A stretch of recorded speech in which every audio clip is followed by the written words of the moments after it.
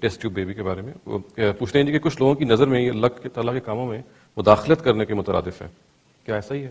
نہیں، یہ بالکل کوئی مداخلت نہیں ہے. دیکھیے، اللہ تعالیٰ نے اس دنیا میں انسان کو بھیجا ہے تو اس کو علم اور عقل سے بھی نوازا ہے. وہ بے شمار بیماریوں کا علاج کرتا ہے.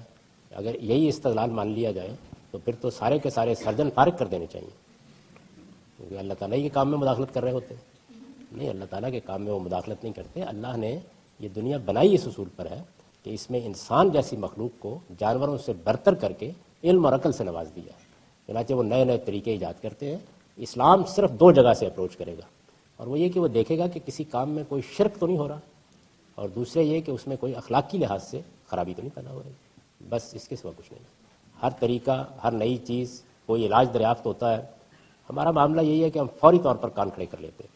آپ جانتے ہیں کہ جب لاؤڈ اسپیکر ایجاد ہوا تو ہمارے علماء نے فتویٰ دیا کہ یہ تو اصل میں کھیل تماشے اور گانے بجانے کا آلہ ہے، یہ مسجد میں نہیں آ سکتا. یہ فتویٰ دیا گیا. آج اس کو مسجد سے نکالنا ایک مسئلہ بنا ہوا ہے. اس وجہ سے صحیح اپروچ سمجھ لینی چاہیے کہ اسلام کا اپروچ یہ ہے کہ وہ ایک تو شرک کے معاملے میں دیکھیے 5 باتیں ہیں. پوری بات یہ ہے کہ خدا نے سورہ اعراف میں بیان کر دیا ہے کہ کھانے پینے کی چیزوں کے علاوہ میں نے 5 چیزیں حرام کی ہیں، اور یہ کہا ہے میں نے صرف 5 چیزیں حرام کی ہیں. میں پھر دہرا رہا ہوں، خدا نے کہا ہے میں نے صرف 5 چیزیں حرام کی ہیں، اور پھر گن کر بتائی ہیں.